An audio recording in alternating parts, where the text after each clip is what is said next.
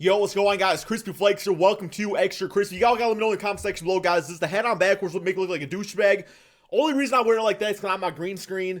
You know, bitch ass thing, guys. You can see the green. So, you know what I'm talking about that. Okay, for this video, guys, my Detroit Pistons have been struggling. And apparently, Stephen A. Smith has something to say about it. So, we're gonna watch it and see, Stephen A. Smith roast about my Detroit Pistons, guys. Break it down for us. About? What are you asking? I'm such a bitch ass. Why you gotta talk to her like that? Be respectful, man.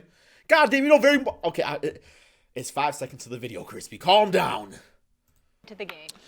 For me personally, I could give a damn about what I saw from the Cavs last night. LeBron James was sensational for 3 quarters. He rested in the 4th quarter. Larry Nance, 22 points. It's nice to see. No him. Tristan Thompson. He's No starting. Tristan Thompson. That's Larry Nance's first start. That's good. Did a good job. I could care less about any of Okay. it. Know what I care about, ladies and gentlemen? We haven't, my man, the late, great Stuart Scott, who we miss and love dearly, God bless his wonderful soul, used to call the city of Detroit Detroit. I loved when he would say that. Detroit, that's what he used to say. And you know, once upon a time, I used to go to the Pistons Palace in Auburn Hills. Used to love spending my time in Detroit. And I used to love that announcer that would introduce Billups and The name's Mason. Billups. Sheed and Big Ben Wallace and Rip Hamilton, Chauncey, the whole crew. Used to absolutely love it.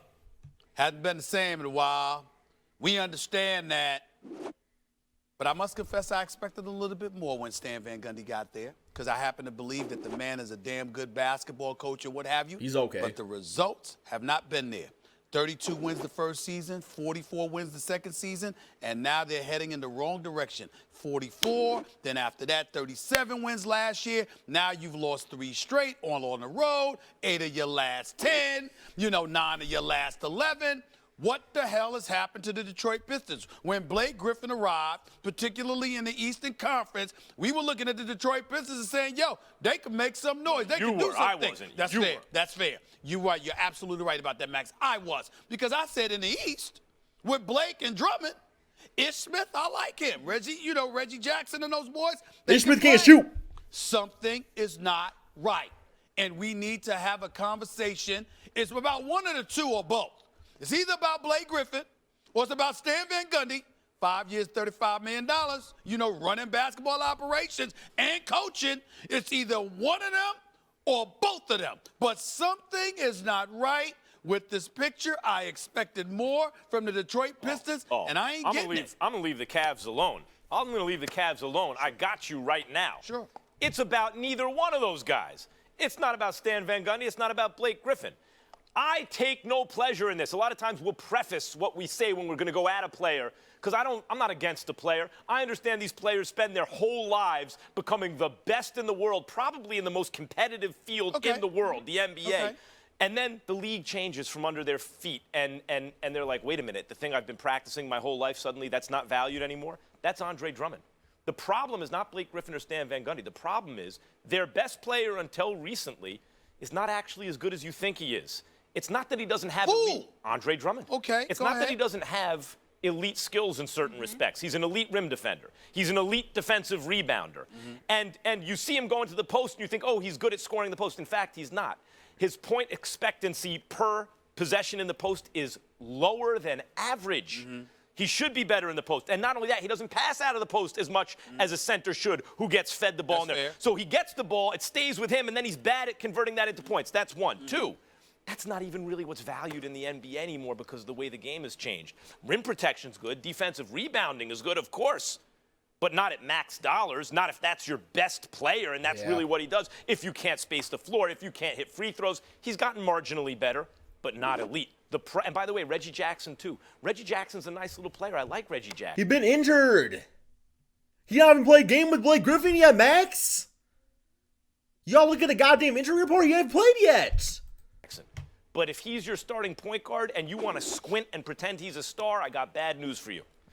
My point is this. Blake Griffin, whatever else you want to say about him, is a fantastic player. You could say he's divisive in terms of teammates not getting along. If you look at the Chris Paul situation, you can say he's not as great as he should be, whatever. Blake Griffin's a terrific player.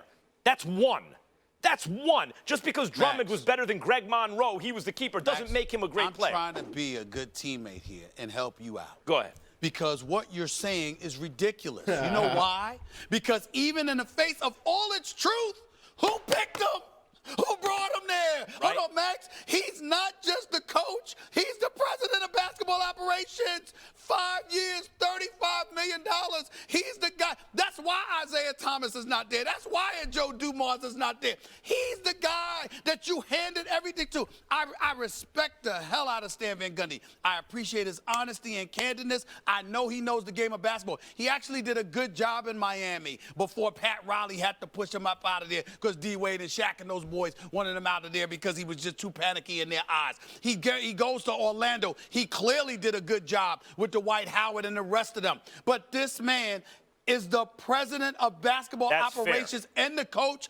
Everything you said, he picked them knowing everything you knew. That's fair. So what's the problem? What I will say is this. What Daryl Morey did in Houston, when you don't have a superstar, you look for the most talented player you can find. What I'm saying is Reggie Jackson is talented. Andre Drummond is talented. They have gone enough now with the Pistons to see they're not the answer. Therefore, the answer is you keep Blake Griffin, you got to get rid of Drummond and maybe Reggie Jackson. But that's not good enough. That's not good enough. And here's why, Max, because think about what you're saying. You just highlighted all the nuances that comes with assembling a team in today's generation of basketball. Well, Max, if you know it, sitting here, he's the president of basketball operations. When you formulate a roster, you're supposed to have all of these things in mind when you decide to make these moves, to keep players that you keep and let go of players that you've let go of. And I can't. Okay, guys, I gotta give you my thoughts on this real quick. The issue with the Detroit Pistons is that, for one, Stan Van Gundy was trying to make Andre Drummond the next Dwight Howard. He's been a pretty good player. I don't think he's as good as prime Dwight Howard was. Another issue is that floor spacing. Absolutely horrible, guys.